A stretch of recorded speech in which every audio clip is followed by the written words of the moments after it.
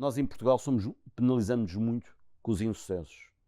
Pá, temos vergonha, temos pânico que haja um insucesso. Pá, como é que nos veem?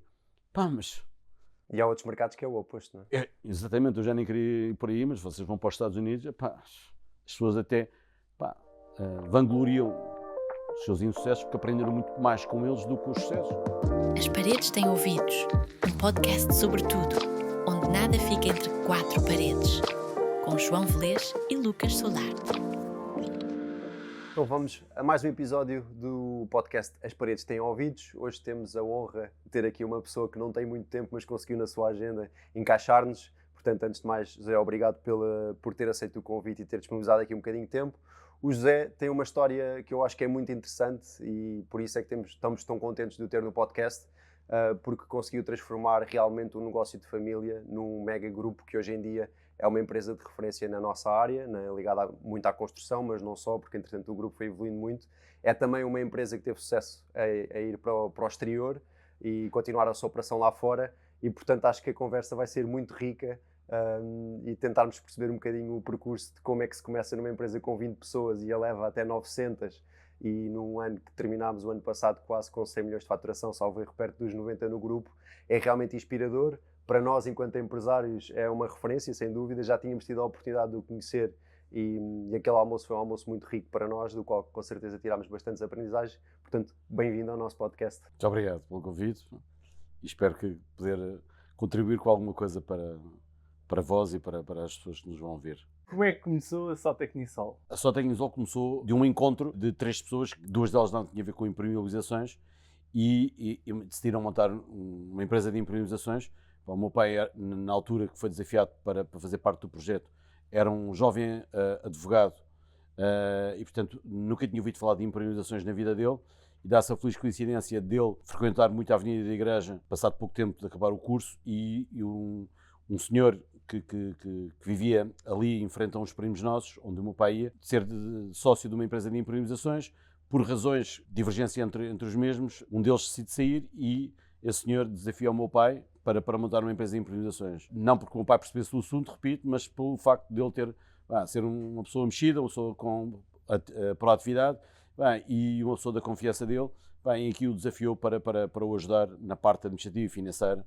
Depois o meu pai desafiou mais uma pessoa que tinha um perfil muito comercial e, portanto, na prática era um com um perfil muito técnico, ligado às impermeabilizações e isolamentos térmicos, outro com um perfil mais financeiro, administrativo, e outro com um perfil comercial. Montaram aquilo bem. As coisas começaram a correr bem muito cedo, porque também desafiaram pessoas muito boas para ir para o projeto e, portanto, é um projeto que começou a crescer muito logo nos primeiros anos. E depois tiveram a perspicácia de aproveitar algumas oportunidades, porque naquela fase havia grandes projetos de construção. Estamos a falar de que altura? 1970, portanto, antes da Revolução. Passado pouco tempo foram para o Porto, depois foram para o Algarve, depois foram para Coimbra, e pronto, criou-se ali uma dinâmica bastante interessante.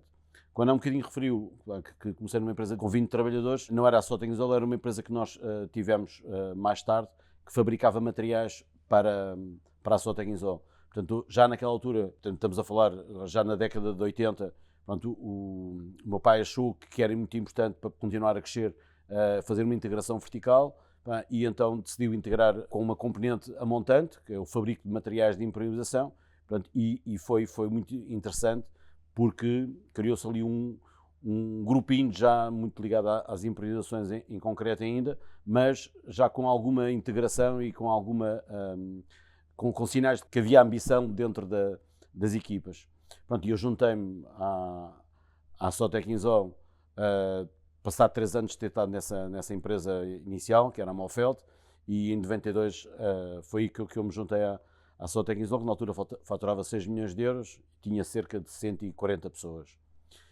E foi Era uma empresa familiar, ou seja, a gestão continuava junto da família, digamos assim. A empresa era liderada pelo meu pai, apesar de ter os 2 sócios, como eu referi, mas ele era, desde o princípio, que se assumiu como líder e era muito bem aceito pelos outros. Portanto, era uma empresa, os sócios não eram familiares, mas eram muito amigos e pessoas que se respeitavam muito e, portanto, era como se fosse uma família, portanto, porque havia muita proximidade entre as pessoas. E, portanto, depois quando eu entrei, foi muito engraçado, porque tinham contratado um conjunto de pessoas novas. Pá, e quando eu entrei, efetivamente, era muito novo, mas tinha muitas pessoas pouco mais velhas do que eu, com formações completamente diferentes. Eu, pronto, sou de gestão. No Isqueté, não é? Do Isqueté. E as pessoas que lá estavam, mais ou menos da minha idade, ou repito, um bocadinho mais velhas, mas eram todos engenheiros, que estavam no início da carreira, pá, com muita vontade de crescer, e portanto foi muito giro, pá, porque crescemos todos mais ou menos da mesma forma, portanto todos estávamos com muita ambição de fazer coisas, sentíamos que para nós podermos crescer, a empresa tinha que crescer, porque senão era muito curto para cada um de nós, pá, e alguns deles ainda estão hoje connosco, uns já se reformaram, porque são um bocadinho mais velhos, repito, e fizemos uma trajetória muito gira, portanto foi um caminho em que, pá, nos realizámos e continuamos a realizar, porque ainda continuamos alguns deles a trabalhar em conjunto, em áreas completamente diferentes, uns até foram para fora do país e outros estão cá, mas com funções completamente diferentes. Então, na altura em que o José chega ao cargo de CEO, a realidade que encontra, imagino eu, é uma realidade muito diferente daquela que nós vivemos hoje. Para dar contexto nessa altura, a nível de número de pessoas, da área de atividade, número de empresas ligadas ao grupo e também a nível de internacionalização, qual é que era na altura mais ou menos o ponto? Para vocês terem uma ideia, portanto, eu quando entrei, repito, em 92, a empresa já tinha esta distribuição geográfica que eu referi há um pouco, estávamos em 4 sítios, mas estávamos focados única e exclusivamente em impermeabilizações e isolamento térmico de edifícios. Portanto, era uma área muito, muito mais restrita, mas era uma área que nós já tínhamos um nome muito bom, éramos uma empresa muito credível, mas a verdade é que existiam outras empresas de cariz regional, portanto nenhuma delas tinha Parte nacional toda. Parte nacional, mas eram concorrentes de muito respeito, portanto eram empresas que também tinham muito boa imagem, tinham muito bons técnicos, e portanto havia quer em Lisboa e no Porto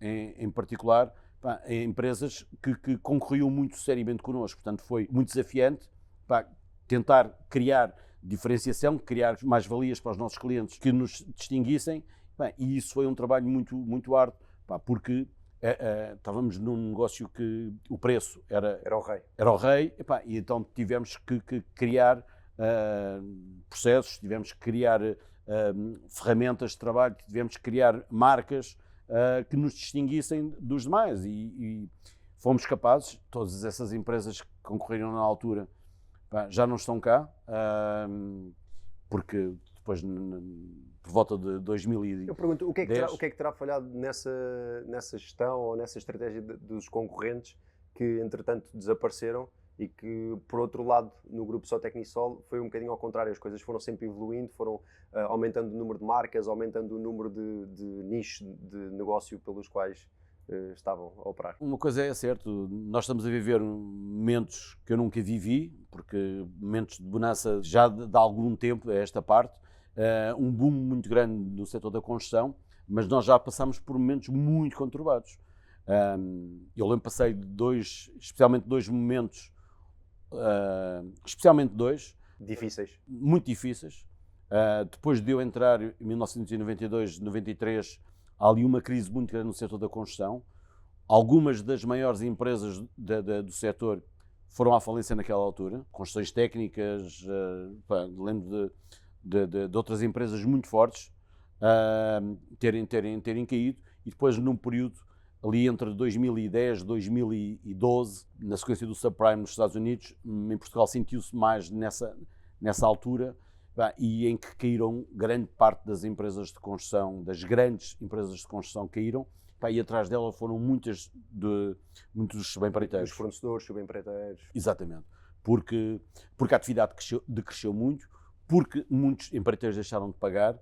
Portanto, os nossos concorrentes, como nós sofremos muito, nós tivemos a capacidade para nos reinventar um bocadinho e a parte internacional foi muito importante. Foi nessa altura que foram para o mercado africano, por exemplo? Sim. Foi determinante a ida para Angola, também para Moçambique, mas Angola em particular, que correu-nos muito bem e conseguimos transferir para aí uma parte importante dos recursos que estavam sobrantes em Portugal pela redução da atividade, e conseguimos desenvolver muito rapidamente a empresa em Angola e em Moçambique, pá, e que nos deu aqui uma alavanca muito grande, porque efetivamente foram períodos de crescimento.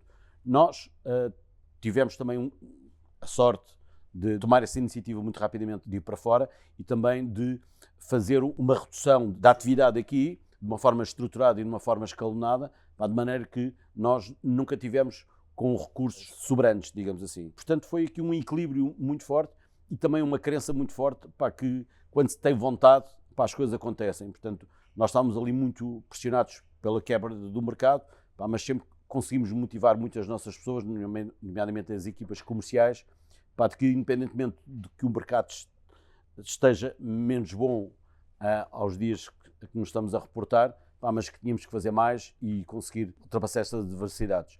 Obviamente que a queda dos nossos concorrentes, pá, acabou por nos beneficiar também, pois, acabou por ser benéfico, obviamente que não é isso que se desejava, mas aconteceu.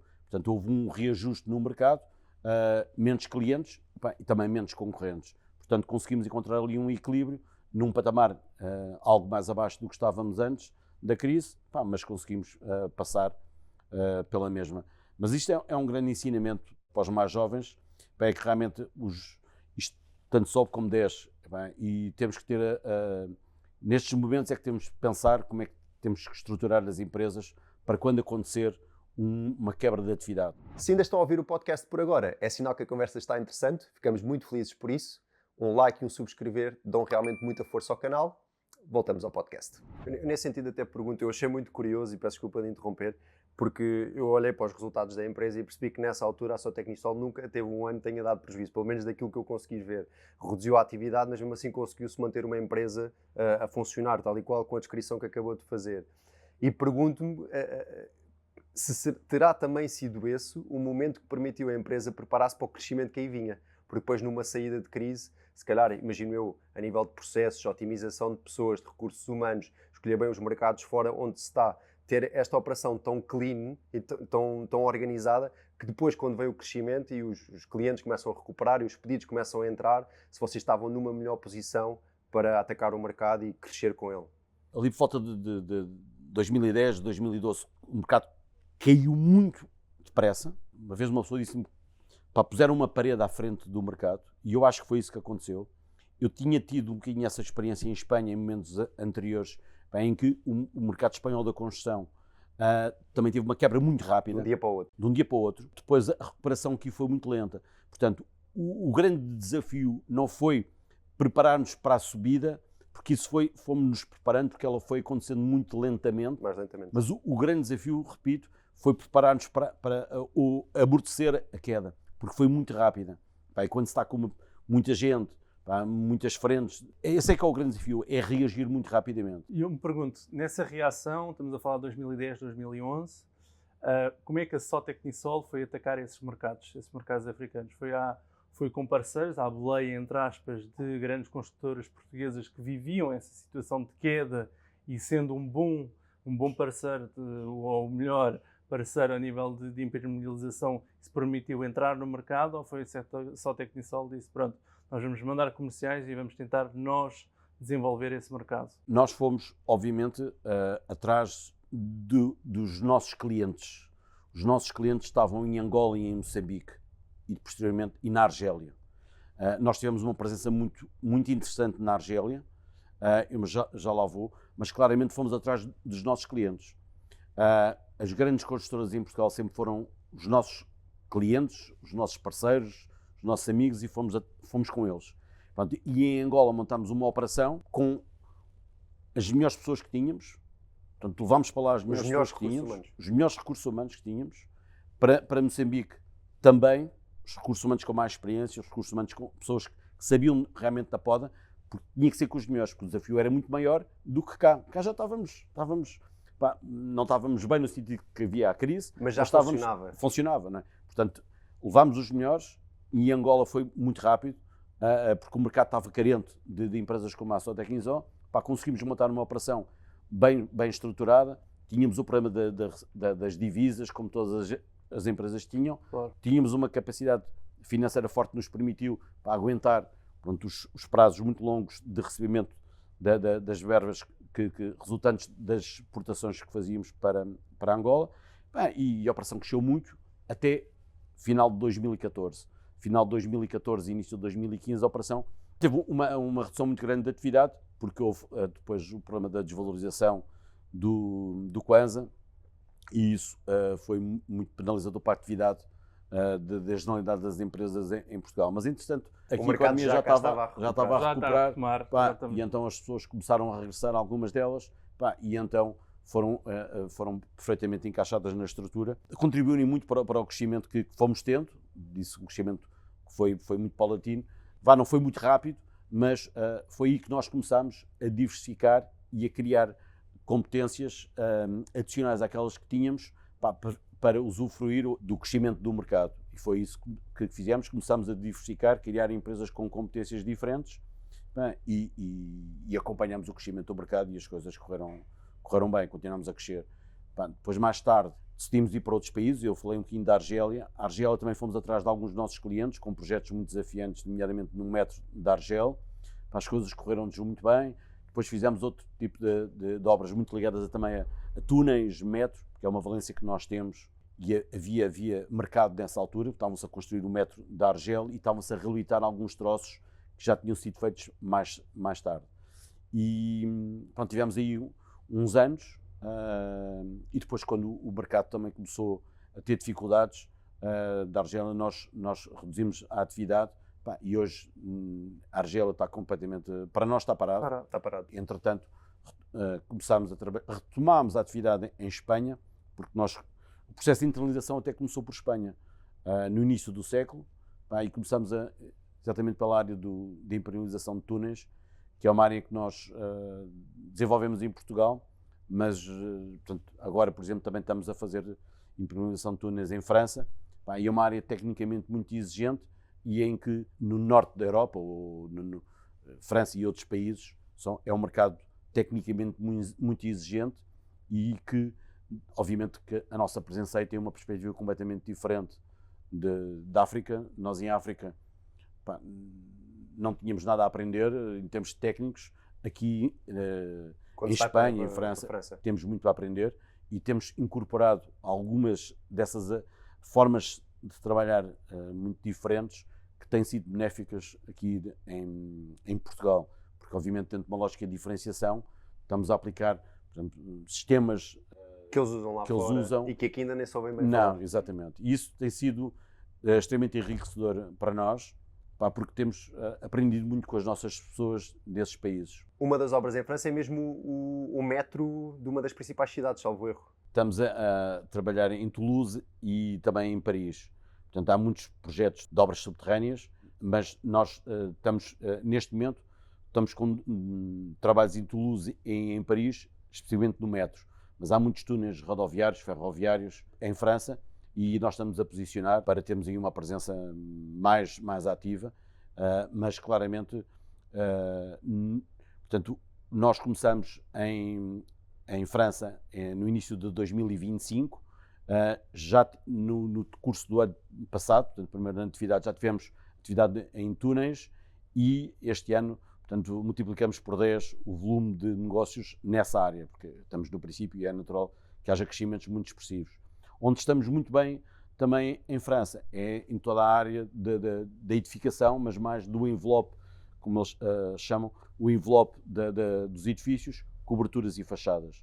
Pronto, e tem lá sistemas de fachada, sistemas de bardage, muito sofisticados, e que realmente nós temos capacidade para executar lá sistemas que hoje e por agora não se utilizam ainda em Portugal. E acha que essas técnicas de lá, Portugal tem muito a aprender com isso, ou trazer esse tipo de materiais para cá? Sim, claramente. Uma coisa que fala-se hoje muito e tem que se falar cada vez mais, mas tem que se passar muito mais à prática. Estamos a falar de materiais muito mais sustentáveis, estamos a falar, por exemplo, de isolamentos térmicos com um comportamento muito superior, porque estamos a falar de espessuras completamente diferentes, mas estamos a falar de isolamentos térmicos à base de resíduos de madeira. Portanto, é um conceito completamente diferente, deixar os materiais feitos de materiais virgens e, portanto, trabalhar com materiais reciclados, trabalhar com uma economia circular, e isso dá-nos uma perspectiva que de outra forma não teríamos. Portanto, é possível fazer o que aqui se fala, mas nós vemos que lá está a ser executado. Portanto, este tema também da industrialização da construção, que é um tema hoje muito em voga cá, mas percebe-se que claramente isto não é tanto o hardware que é preciso mudar, é mais o software, é mais a forma de pensar das pessoas. As construções começam nos projetistas, nos arquitetos. É no princípio, é no projeto que faz a diferença. Faz a diferença na industrialização. Porque se não vier no projeto, nada pode acontecer, já é completamente diferente. Se depois um dono de obra quiser avançar para uma solução industrial, tem que avançar com um projeto novo, não é? Claro. Temos que começar a pensar de forma diferente, que efetivamente os desafios por falta de mão de obra qualificada são determinantes para que isto possa continuar a crescer, porque sabem que as barreiras à entrada de imigrantes vão ser maiores, e portanto temos que fazer mais com menos recursos. Mais tecnologia, mais industrialização. Claramente. E mais planeamento, não é? Antes, a priori. Acha que isso é uma das respostas à crise da habitação que vivemos em Portugal? Ou pode ser? O problema da habitação em Portugal é muito complexo, não é? Portanto, claramente que há falta de habitação, claramente que há muita habitação que não tem condições de habitabilidade e, portanto, não pode ser utilizada.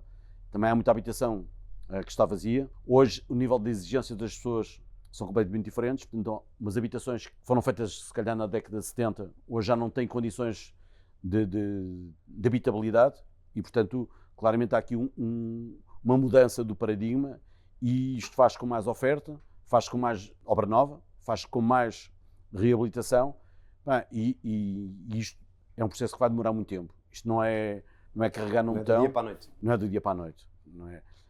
Como vocês sabem, mas talvez muitas pessoas não tenham noção, mas no início do século construíam-se 100, 120 mil casas por ano.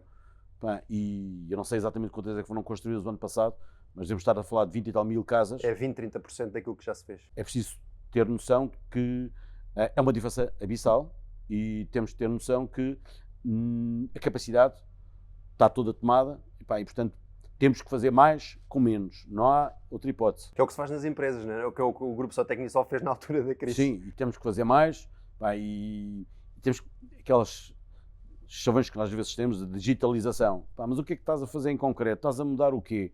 Estás a meter mais software ou meter mais hardware, mas as coisas estão a acontecer. O que é que estás a conseguir fazer a mais com menos recursos? Nós temos uma tendência para adoçar um bocadinho a pílula de dizer que estamos a investir em digitalização, mas coisas em concreto, o que é que isso está a dar? O que é que estás a conseguir fazer mais? Portanto, eu acho que o setor da construção é um setor que é muito bonito e é muito complexo. E há muitas coisas que as pessoas pensam que isto é do dia para a noite, ou da noite para o dia, e não é. Isto vai demorar algum tempo, e é preciso ter noção que efetivamente os regulamentos mudaram muito. Hoje fazer uma casa, vocês entram numa casa, o nível de exigência que existe, a proteção passiva ao fogo, mil e uma coisas, mudou muito, os custos aumentaram muito, e é mais difícil fazer as casas, é mais complexo. Pegando na questão da digitalização que estava a falar, quando é que surge no Grupo Só Tecnisol uma página, um site internet, uma loja na realidade física, mas que muita gente conhece, a Obra 360, quando é que surge a loja no vosso grupo? Bem, isto é uma bela pergunta e é uma história divinal. Isto deve ter mais de 15 anos.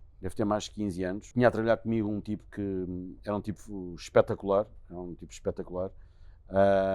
Hoje anda neste mundo, no mundo ainda das impermeabilizações e isolamentos, numa grande multinacional, mas uma pessoa que tinha uma visão e que implementou juntos. Portanto, ele desafiou-me, eu alinhei no desafio dele, fizemos código. Isto não havia uma loja digital, não havia um Shopify para termos ali uma plataforma. Tudo a programar. Tudo a programar.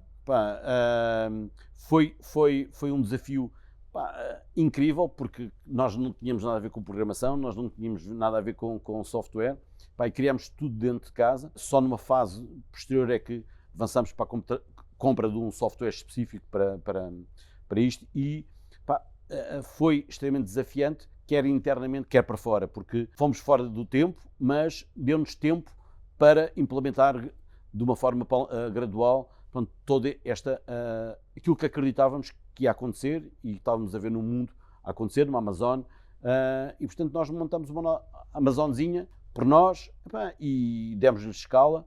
Hoje temos uma visão diferente do que tínhamos na altura. Na altura achávamos que íamos temos uma plataforma logística centralizada no país e funcionávamos dali para todo o país. Hoje temos uma visão diferente, temos um misto de online com offline, portanto temos capilaridade, temos 8 armazéns no país, 8 armazéns com loja, portanto os clientes podem ir abastecer-se, podem comprar online, podem reservar o seu material, ir buscar e a encomenda está preparada. Portanto, nós temos caminhões a circular pelo país, portanto um cliente faz uma encomenda para o armazém de Gaia, nós fazemos a transferência de onde ele está para esse ponto onde ele quer, ou entregamos diretamente. Portanto, há omnicanalidade, portanto o cliente pode começar a compra online, depois pode passar por ligar para nós e fazer a alteração da compra telefonicamente, depois pode pedir para entregarmos. Portanto, há ali uma flexibilidade grande.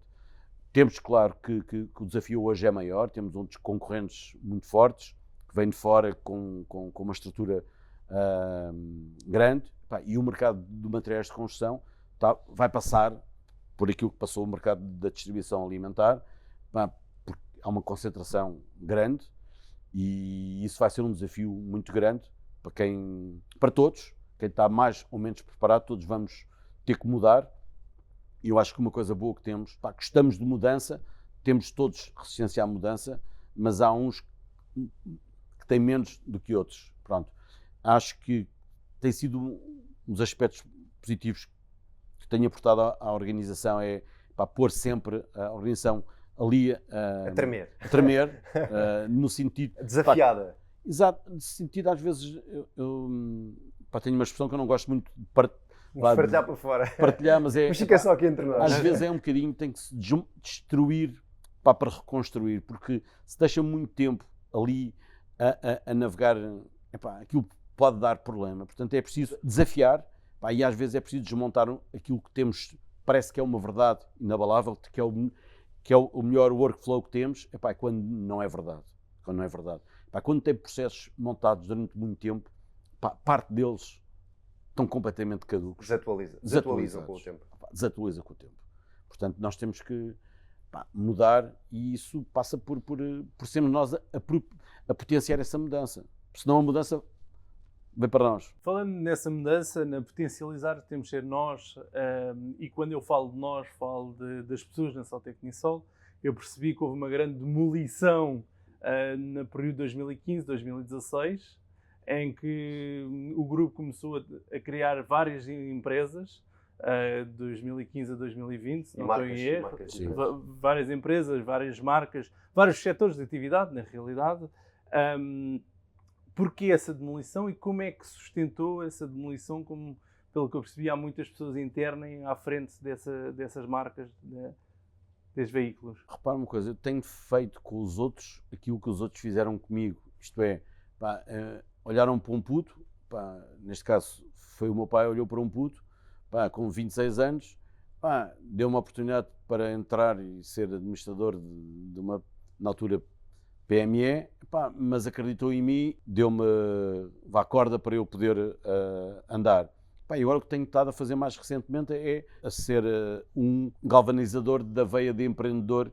Muitas pessoas que trabalham connosco nem tinham percebido que têm, e portanto é criar oportunidades para montarmos um negócio com pessoas que colaboram connosco, mas que têm possibilidade de ser empreendedores, ser empresários, e portanto converter colaboradores, colegas em sócios e empreendedores. Temos uma empresa de trabalho temporário que foi feita com pessoas dentro de casa, que hoje é uma empresa que já tem cerca de 500 pessoas. Fizemos isso com outras empresas. Temos uma serralharia dentro de casa que tem uma estrutura já interessante.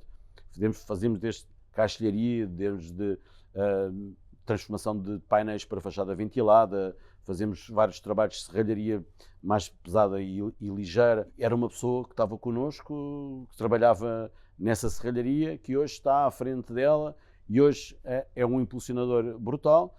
Como temos hoje a nossa construtora, que é liderada por uma pessoa que começou a trabalhar já há muitos anos connosco, e que hoje é sócio dessa construtora e que faz com que nós tenhamos ali uma empresa que galvaniza as outras empresas que estão como empresas de especialidades. E, portanto, tem sido muito giro transformar técnicos em gestores e em empreendedores, e com vontade de fazer mais e melhor. Tem sido esse o caminho. E pergunto aí, quais é que são, assim, all over the board, olhando para esses perfis, se tivéssemos que estabelecer algumas características, e aqui faço a distinção entre técnicas e pessoais dessas pessoas, se há assim algum padrão que dá para perceber dentro destas pessoas que no grupo assumiram outro tipo de responsabilidades? Para pessoas com ambição, pessoas com vontade, com o bichinho de criar, e pessoas que tenham aquela veia também, eu vou dizer comercial, mas queria ser um bocadinho mais restrito, mas não é no sentido restrito, a palavra nisto na vida, nos negócios em particular, mas não só, temos que ter uma adrenalina, grande adrenalina para termos uma dose de satisfação muito grande quando se faz um negócio, quando se atinge um novo patamar. Portanto, pessoas que se motivam muito com as realizações. E isso é que é muito importante. Eu brinco um bocadinho com as pessoas, para trabalhar comigo, isso não se deve dizer muito, mas tem que gostar de andar depressa.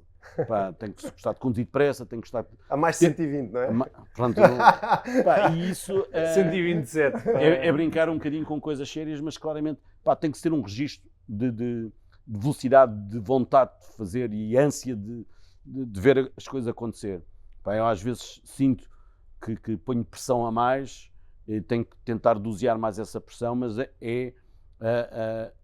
depois de passar às pessoas essa adrenalina, as pessoas já nem precisam tanto da pressão, já são elas que põem a pressão sobre elas, porque isto, sobretudo neste mundo da construção, é uma coisa que é um bocadinho triste, um bocadinho que não havia necessidade, mas há muita pressão no mundo da construção. Estamos todos muito pressionados, e é tudo difícil acontecer e, portanto, é uma pressão muito grande, mas essa pressão que eu acho que é um bocadinho exagerada no setor em concreto, mas tem que existir em toda a vida de todas as empresas, seja qual for o setor. Mas não é preciso que seja tanto como neste setor, que é demasiado.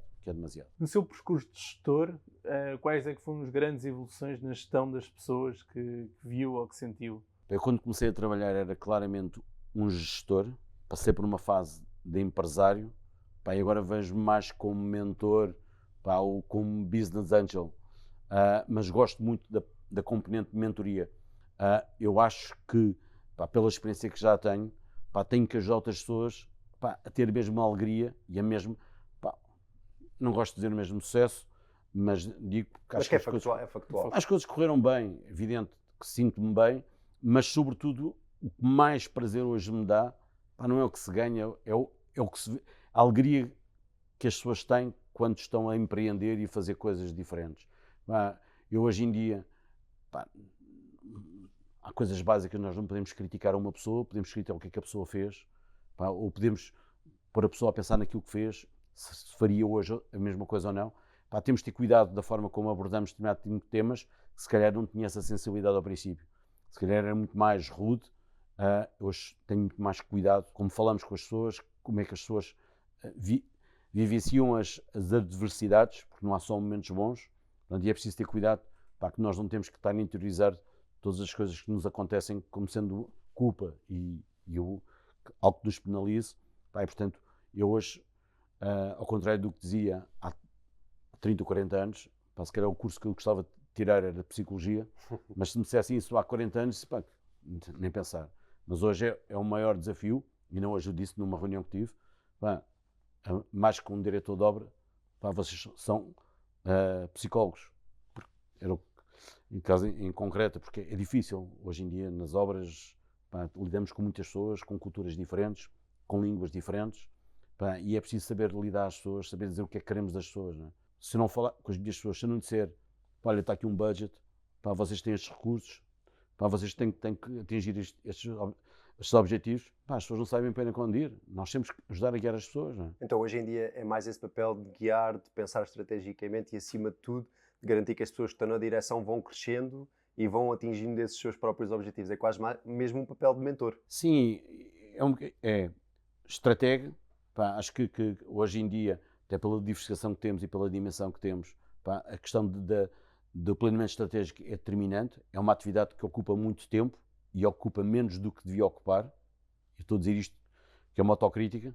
E acho que explicar às pessoas, pá, que vamos correr riscos e a probabilidade de correr mal, como a mim já me correram mal alguns negócios, tenho aqui algumas medalhas de insucesso. Umas cicatrizes. Pá, evidente.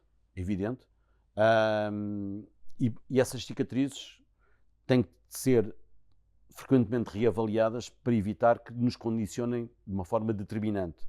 Coincidência das coincidências, também tive uma conversa hoje e o tema cicatriz veio para cima da mesa, não por mim, mas pela pessoa com quem eu estava a falar. E, portanto, nós temos que aprender também a relativizar determinado tipo de coisas, não é? E para não despenalizarmos demasiado. Nós em Portugal penalizamos muito com os insucessos. Pá, temos vergonha, temos pânico que haja um insucesso. Pá, como é que nos veem? Pá, mas... E há outros mercados que é o oposto, não é? Exatamente, eu já nem queria ir por aí, mas vocês vão para os Estados Unidos, pá, as pessoas até vangloriam os seus insucessos porque aprenderam muito mais com eles do que com os sucessos, não é? Pá, portanto, devíamos debater mais, olha, falhei aqui por causa disto. E não podemos repetir esse problema, não é? A causa do insucesso tem que ser eliminada. Quais é que foram os maiores insucessos que fez no seu percurso? As maiores cicatrizes, aquelas que se lembra. As cicatrizes estão muito associadas a compra e a criação de empresas, porque talvez a cicatriz maior é quando um filho tem um problema, não é? E vejo as empresas como tal, e tive um insucesso há cerca de 25 anos na compra de uma empresa no Norte, no setor da reabilitação. A empresa cessou a atividade e, portanto, não tivemos sucesso com a mesma. E uma empresa que criámos de raiz também há muitos anos, já nem sei precisar há quantos anos, mas no âmbito de isolamento e condicionamento acústico. Foi uma empresa que acho que fizemos tudo bem, menos a escolha das pessoas, e fizemos tudo bem, salvo seja, fizemos tudo bem. As pessoas foi o principal problema. Ou seja, a marca e o produto ou o serviço existiam bem pensados, mas depois na execução, na escolha das pessoas, falhou aí. Eu comecei por dizer que foi as pessoas, mas também o posicionamento que nós tivemos talvez não fosse o mais adequado para o mercado em concreto. Tanto que hoje não há nenhuma empresa de acústica como nós a criámos e como nós a implementámos no mercado. Portanto, que é sinal, se calhar, que o posicionamento estratégico não foi o mais adequado. Mas, claramente, refletindo um bocadinho, o posicionamento estratégico da empresa não foi o melhor. Essa é uma cicatriz importante. Portanto, como eu dizia há um bocadinho, o planeamento estratégico é de veras importante. Quando se tem uma empresa madura, a pessoa nem pensa, o que é que estou aqui a fazer? Estou aqui, porque já estou aqui há muito tempo. Já fazemos assim? Já fazemos assim. Agora, quando se entra em mercados novos, quer atividade, quer em geografias, isto tudo muda, não é? Mas é pensar quantos anos? Ou seja, olhando para o grupo e olhando para o seu planeamento estratégico, eu sei que a realidade em Portugal é muito pensar no dia a seguir da maior parte das empresas. Estamos a falar de um tecido empresarial em que grande parte são pequenas estruturas com menos de 10 colaboradores e que faturam abaixo de 1 milhão de euros. E eu acho que estas pessoas, e um bocadinho, se calhar até fazendo também aqui olhando para nós, nós pensamos um bocadinho mais curto, mas pergunto, quando se vai para um grupo da escala da Sotecnisol e também com toda a sua experiência acumulada nos mais diferentes setores, diferentes empresas, a quantos anos é que se pode pensar de uma forma em que, pronto, que faz sentido, porque eu imagino também, hoje em dia, pensar a 20 anos não nos diz muito com a evolução tecnológica que está a haver de inteligência artificial, etc. Mas, para vocês, qual é que é aqui o... Eu já pensei a mais longo prazo do que penso hoje e já pensei, também o inverso é verdade. Isto é, eu acho que hoje, pá, nós achamos sempre que estamos em momentos mais complicados e conturbados do que no passado, porque o passado já passou e nós achamos sempre que o mundo está pior e o mundo está mais instável, que há mais volatilidade, que há mais ameaças, porque esquecemos de como é que nós pensávamos há 25 anos, não é? Quando estivéssemos na transição do século, havia outras ameaças, mas já lá estão. Portanto, a volatilidade, as ameaças são diferentes, mas existem na mesma dimensão, só que são diferentes. Eu acho que claramente hoje pensar a mais 5 anos é difícil no mundo da construção, mas as empresas estão cá ou para se venderem ou para se darem continuidade a muito, muito longo prazo. Portanto, claramente, nós, no fim do dia, lá um bocadinho, temos sempre reservado para pensar como é que eu vejo isto daqui a 20 anos. E como veio 20 anos, obviamente não está a fazer um roadmap ali com tudo, com todas as variáveis, mas pensa um bocadinho sobre o tema. Uma visão que pode estar, como está o dia hoje, um bocado nublado, mas nós tendemos sempre a olhar um bocadinho qual é que eu gostava que isto fosse. Isto, quando se tem 59 anos, tem que se pensar numa lógica de continuidade, de uma lógica de como é que vai ser depois de eu sair. Pronto, o que está a acontecer, faço, como tinha dito há um bocadinho, não estou envolvido nas operações e, portanto, estou a dar espaço para outras pessoas crescerem para eu estar a ver o filme dos lugares mais atrás e deixar as filas da frente mais reservadas para aquelas pessoas que estão a tomar o pulso mais à organização. Portanto, eu hoje, a minha visão é um misto daquilo que é a visão das pessoas que eu acho que podem ser mais determinantes no futuro da empresa e, portanto, respondendo objetivamente, o nosso planeamento estratégico é feito há 3 anos, de formas muito mais estruturadas. Com detalhe. A partir daí, estamos a falar de coisas mais de visão e que são alvo de discussão, mas sem fundamentação muito consolidada. O grupo tem quantas pessoas a trabalhar? Atualmente cerca de 900 pessoas e nestas 5 geografias: Portugal, Espanha, França, Angola e Moçambique. Como é que se faz essa gestão de recursos humanos, gestão de pessoas? Sabemos que para as empresas, vemos nós, à escala que nós temos, já é complicado. Como é que se consegue ir buscar pessoas que conseguem fazer essas empresas crescerem e gerir 900 pessoas? Tem que ser muito na base da confiança, tem que ser muito na base da presunção de que nós não somos omnipresentes e não temos que estar presentes em tudo. Tem que ser muito na base de saber delegar. Eu hoje sou completamente diferente do que era há 30 anos. Eu há 30 anos as pessoas criticavam-me porque estava sempre em cima de tudo e mais alguma coisa. Hoje criticam-me exatamente pelo contrário.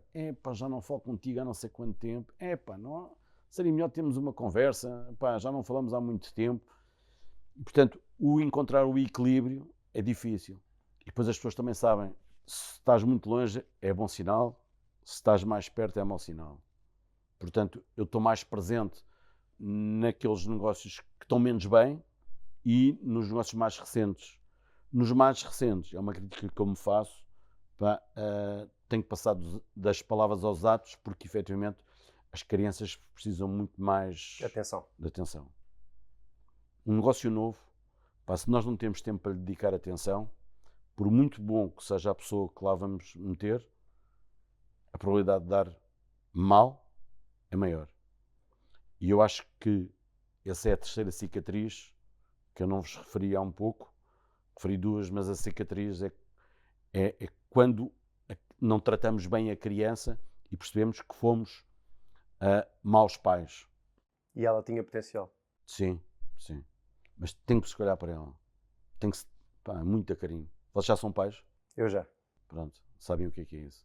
E nesse seguimento até lhe pergunto como é que é, tendo em conta aqui mais de uma perspectiva de pai, que também eu sou, de uma criança de 5 anos, a Mariana hoje em dia já é uma mulher feita, que já aporta todo o seu valor ao grupo, com a qual eu tive a felicidade de me cruzar e até proporcionar este contacto entre nós também.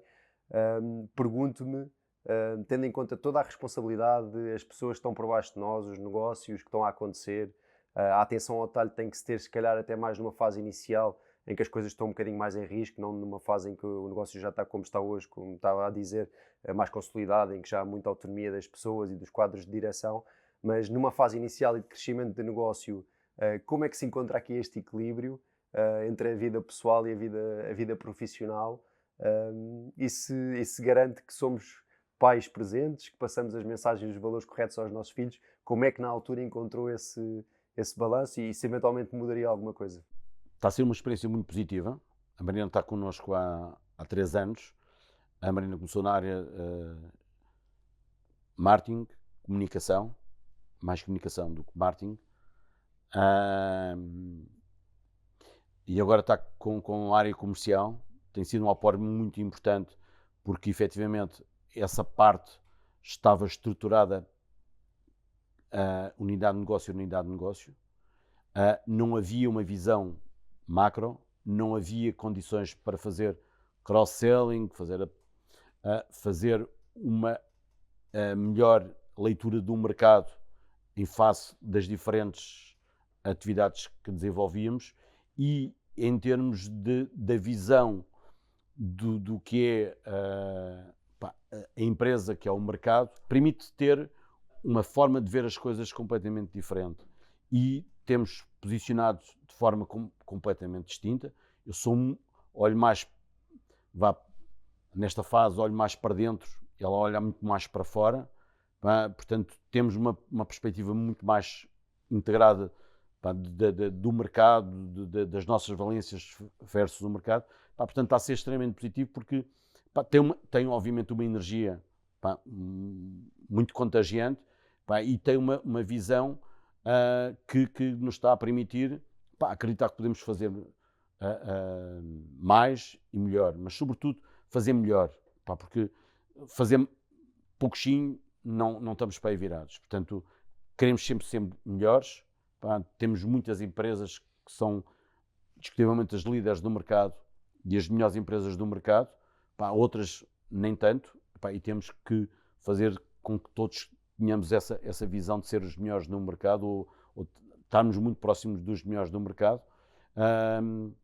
Não queremos ser necessariamente os maiores, mas queremos ter a excelência como um objetivo muito, muito marcante, e a Mariana tem ajudado muito nesse sentido, e sobretudo também fazer com que as pessoas tenham um maior sentimento de pertença e ter uma ligação mais forte à empresa, e isso é um desafio que hoje temos que ter mais claro, porque é da nossa responsabilidade social e é imperativo que tenhamos as pessoas realmente felizes.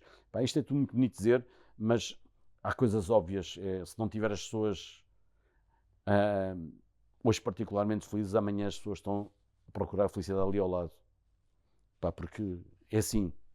Nós, sem dúvida, que detectamos, especialmente numa estrutura pequena, e fazendo aqui um bocado a comparação com as empresas que se calhar estão mais a nascer ou estão numa fase inicial dentro do grupo, que acertar no recurso humano, ou seja, ter pessoas que realmente pensam da mesma maneira que nós, têm a mesma entrega e têm esta vontade de fazer acontecer, faz o negócio andar muito para a frente. Da mesma maneira que a pessoa errada, e era aqui um bocadinho que eu queria chegar, faz literalmente o negócio andar para trás, e às vezes mesmo depois da pessoa sair, nós ainda andamos durante um tempo a juntar os cacos com o Super Cola 3. E pergunto aqui, em relação agora mais a este segundo perfil, a se calhar até repararmos ou detectarmos que há uma pessoa que não está tão alinhada com a nossa estratégia e ideia para o negócio, como é que o José ao longo do tempo aprendeu a lidar com isto e como é que se calhar hoje em dia, qual é que é a política quando se falha um recrutamento, porque eu acredito que acontece mesmo num grupo com esta dimensão. Uma vez um grande amigo meu disse-me uma coisa que tem sido muito importante no que a gestão de recursos e gestão das pessoas diz respeito. Pá, a pior coisa que uma empresa pode ter é ter pessoas infelizes. Quando vocês notam que a pessoa não está bem, pá, que a pessoa não está contente, pá, tem que ter uma conversa. Epá, e tem que perceber se vocês conseguem alterar esse estado de espírito ou não. Se não conseguem, epá, a pessoa tem que sair. Epá, é um bem para ela e é um bem para nós. Levo muito a sério isso e já tive muitos casos em que percebi que a pessoa não estava feliz. Tivemos uma conversa, epá, e foi um alívio para a pessoa. Ela sair. A pessoa assumir, epá, Zé Luís, não sou feliz aqui, não é isto que eu quero.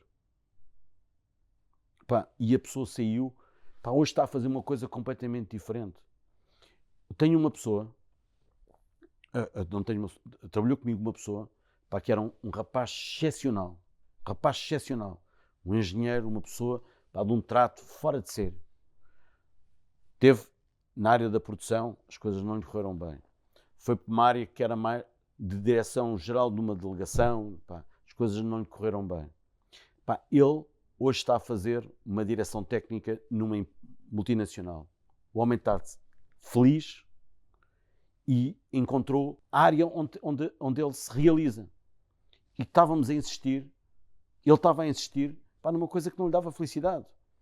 Pá, e depois há uma coisa, indiretamente à sua pergunta. Hoje, para contratar, dou muito mais relevância às soft skills do que às hard skills. Pá, uma pessoa é um engenheiro do caraças. Não falha um cálculo. Não falha um cálculo. Epá, mas não entrega nada. Pá, demora a fazer o cálculo para caramba, quando entrega o cálculo já a obra pá, caiu, ou já a obra já passou. É uma pessoa que tem que interagir com duas outras pessoas, não gosta de falar. É uma pessoa que tem que fazer porta fria, não gosta de fazer porta fria. Temos que saber também perceber, e volto um bocadinho à satisfação. Pá, eu tive há dias um caso, pá, fui jantar com uma pessoa minha, tinham contratado a pessoa para comercial, pá, para fazer porta fria. A primeira coisa que ele me estás bom, não sei o quê, não sei o quê. A primeira coisa que eu disse, pá, teste de fazer porta fria. Ele tinha-me conhecido naquele dia, não é português, portanto, epá, o que é que vocês estão a fazer? Contratam uma pessoa, pá, não vai dar bem, nem para ela, nem para nós. E depois contagia. Depois contagia, claramente. Isso é outro problema, porque há pessoas nas empresas, pá, quando não estão bem, pá, são megafones, não é? E isso é muito mau. Pá, e somos nós os culpados, porque não percebemos isso, não estamos com atenção, pá, e contratamos, muitas vezes pá, temos que contratar, não é? Pá, e há uma coisa que também fiz muitas vezes, aquele erro de recrutar uma pessoa, pá, isto para a área de comunicação, mas também tinha que fazer quase que contagens físicas todos os dias dos materiais. Um gajo de comunicação e depois não era contagem, mas não vou dizer o que era exatamente, porque são até quase que digo quem é a pessoa. Epá, mas não podes contratar uma pessoa para fazer para trabalho de limpos na construção, trabalho de acabamentos e de fazer para alvenaria ao mesmo tempo. Pá, são perfis diferentes, não é? Portanto, nós contratamos, um gajo que faça um pouquinho que faça tudo. Pá, um pouquinho que faça tudo dá. Pá, podem ser vocês, que são empreendedores e tem que fazer tudo, mas a maior parte das pessoas não é assim. Pá, está um bocado formatada. E nós tendemos às vezes, com faço duas coisas. Pá, não dá. Portanto, é muito importante se identificar as pessoas que não estão felizes na organização e que não têm o perfil adequado. Pá, porque os conhecimentos não têm dá-se, não é? É mais fácil. Agora, se contrata uma pessoa que não tem vontade. Ou que não gosta daquela coisa em específico. Não gosta daquilo em específico. Aí pergunto, pelo grupo ser grande, também já tiveram casos em que algumas pessoas não encaixaram aqui, se calhar não estavam felizes, esta conversa aconteceu e conseguiram, passando para outra empresa do grupo ou passando para outra área do grupo, recuperar a pessoa e hoje em dia a pessoa entrega acima da média ou entrega aquilo que deveria entregar. Existe também esta história? Existe. Eu tenho um caso, pá, que eu também tenho hoje um vendedor, um comercial excepcional. Pá, ele era orçamentista e um dia diz, o doutor, o Zé Luís, pá, quero ir para comercial. Não. Pá, acredito, eu quero mesmo, pá, e eu acho que tenho... não, pá, você passa o dia inteiro aqui, pá, no seu lugar, sentadinho, fazer orçamentos, caladinho, não fala com ninguém, você vai dizer que vai ser comercial. Pá, acredito, foi excepcional. Pá, excepcional. E como também já tivemos o inverso. Pá, eu tenho aqui, tu vejo uma oportunidade, pá, e a pessoa, passar uns tempos, pá, quer voltar para trás. Já tive, pá, casos de pessoas... Em 30 ou 40 anos acontece muita coisa. Casos de pessoas excepcional e às vezes tive um caso, uma pessoa pá, que teve talvez um problema mais de se desmotivou e estava um bocadinho pá, até pôr em causa as suas capacidades, pá, saiu da empresa e pá, hoje é um profissional de sucesso, pá, porque encontrou um ambiente diferente e portanto quer dizer que às vezes até parece que estou a fazer a apologia da mudança, mas pá, nós claramente não encontramos. Vemos pessoas que noutras empresas não estavam a correr bem, vêm trabalhar connosco, correm muito bem, e o contrário, não é? Portanto, temos que perceber o que é que também não está a funcionar bem, porque às vezes pode ser qualquer coisa que nós fizemos ou explicamos mal. Vocês veem que para mim, o sistema de falar claro com as pessoas é muito importante, porque o mal-entendidos, pá, eu pensei que me queria dizer isto. Não, mas eu não disse isto, não. Mas pá, entendi que se calhar isso estava subentendido. Pá, se tivesse subentendido, tinha-te dito. A comunicação, então, é literalmente daquelas áreas que nós temos muito que ir evoluindo enquanto empreendedores e pessoas de negócio, não é? Eu pensava que nós já ouvimos isso algumas vezes. Pá, eu achava que me queria dizer isto. Pá. Não, pá, então tinha-te dito, pá, fogo. O que é que o motiva hoje em dia? Fazer pessoas felizes. Epá, isto é um chavão, mas é assim. Dizerem-me ontem, amanhã preciso de 15 minutos seus, pá, tenho que partilhar consigo uma coisa, pá, que vamos fazer. Já fiz. Epá, e que vai correr muito bem. Pá, a vontade de eu partilhar e a alegria de dizer, epá, tomei uma decisão, mas quero partilhar contigo e acho que vai ser uma coisa muito boa que vamos fazer. Epá, e ele cheio de vontade, cheio de genica e com brilho nos olhos a dizer, epá, tomei uma decisão boa e vou partilhar contigo. Epá, isto aconteceu ontem, mas é representativo daquilo que eu gosto. Pá, se possível, recuar, dar protagonismo, pá, e ver as pessoas a brilhar. Eu acho que sei a resposta, mas também tenho uma pergunta de seguimento, que é ir lá para fora com todas as pessoas com negócio zero ou manter um negócio cá em Portugal, mas perder as pessoas todas? Esta era a pergunta. Foi a primeira. Precisamente por as pessoas serem o mais importante, o negócio depois constrói-se? Sim. Foi o que eles fizeram em 2010. As pessoas nos nossos negócios são 99%.